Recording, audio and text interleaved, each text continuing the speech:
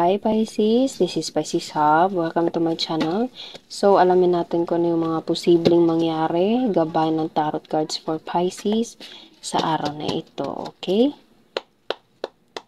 Reminder lang na ito ay general reading Pisces, so pwede pong sa'yo to, pwede din pong hindi, okay?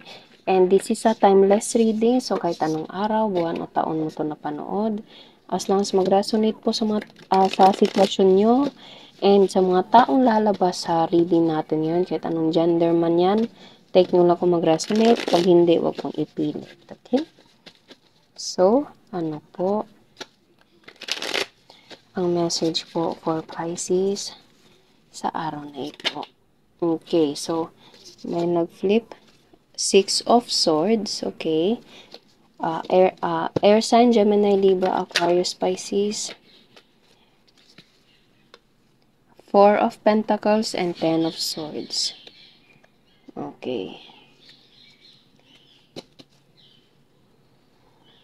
Kuha pa tayo ng isa pa po. Ano pa po? Okay. Knight of Pentacles. So, pwede nyo dealing with an air sign, Gemini, Libra, Aquarius, or Earth sign, Taurus, Virgo, Capricorn, Pisces. Okay? So, medyo mabigat yung 10 of Swords natin dito. Pero always ko pong sinasabi na everything happens for a reason. Okay? So, sa nararamdaman ko, there is something na kailangang tugunan, kailangang bigyan ng aksyon. Okay? Kasi meron tayo ditong 6 of Swords. Pwede ito ay merong connection sa'yo.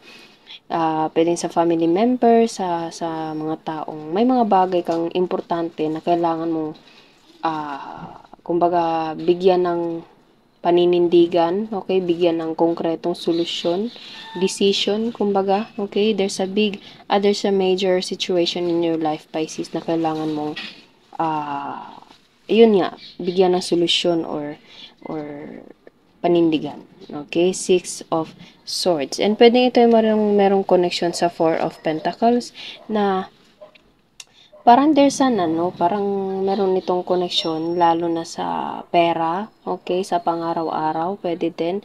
Kumbaga, uunahin mo yung sarili mo, uunahin mo yung mga tao na nakaasa sa'yo, okay? And pwedeng mas nag-focus ka sa sarili mo, Pisces, okay? Mas nag-focus ka sa career, mas nag-focus ka sa mga bagay na importante, lalo na sa pang-araw-araw. Okay? Kasi four of Pentacles kasi is all about savings, okay? Itong sa kamay niya, savings, itong sa ulo, yung mga gustong bilhin, itong dalawang coin na nasa baba is responsibilities, okay? So, it's all about money, career, okay? Finances, sa pang-araw-araw, okay? And ang dami mong dinadala, Pisces, ang dami mong binibitbit, okay? Ang dami mong napagdaanan, okay? Pero hindi ka sumuko, hindi mo pinabayaan yung mga taong mahal mo sa buhay, yung sarili mo, okay? And pilit mong bumabangon, pilit mong, alam mo yun, yung sipag mo hindi mo hinahayaang mawala sa'yo.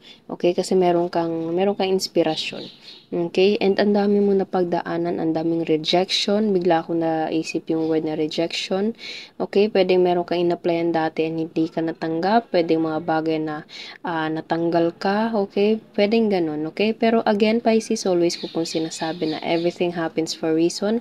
Okay? So, kung meron mang tinanggal sa'yo, merong mas magandang papalit dun. Okay? Magtiwala lang. Kasi meron tayo ditong kasunod na Knight of Pentacles. This card represents as offer na darating sa'yo. Matagal man na proseso, matagal man, medyo hindi mo to agad-agad na matatanggap, pero darating at darating siya, okay?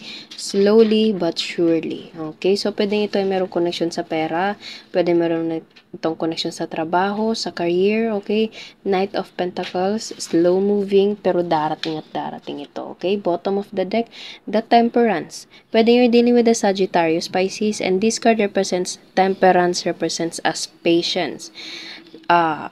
Kumbaga, trust the process, hintay ka lang, okay? And ipagpatuloy yung mga ginagawa mo sa pang-araw-araw, okay? And ipagpatuloy yung mindset mo na hindi mo hahayaang magutom yung pamilya mo, hindi mo hahayaang magutom yung mga taong mahal mo sa buhay, okay? Although medyo ang dami mong napagdaanan sa buhay pero kinakaya mo, Pisces, and I am so proud of you, okay? You're doing so great, and darating din yung araw na papaboran ka rin, okay? Ituloy mo lang yan, araw-araw mong gawin yung mga bagay na nararapat gawin, okay? And trust the process kasi darating ang araw na ibibigay ng Panginoon yung mga bagay na hinihiling mo. Okay? Tuloy lang sa buhay, Pisces. Just keep swimming. Okay? So, sobrang ganda ng mga, alam mo yun, yung reading natin ngayon. It's all about reality. Okay? Pasensya na mo, Pisces, kung meron po ka naririnig na background noises. It's all about daily living, realidad. Okay? And this reading right now is like an advice for you na ituloy mo lang kasi darating ang araw na yung blessing na para sa'yo ililipat na sa cup mo. Okay? So, yun lang po, Pisces, ang ating reading sa araw na ito. Naway nagustuhan niyo po. Huwag niyo po sanang kalimutan na mag-like at mag-subscribe po sa ating channel and click the bell button, Pisces, para ma-notify po kayo sa next videos na i-upload natin. Okay? Thank you, Pisces, and God bless!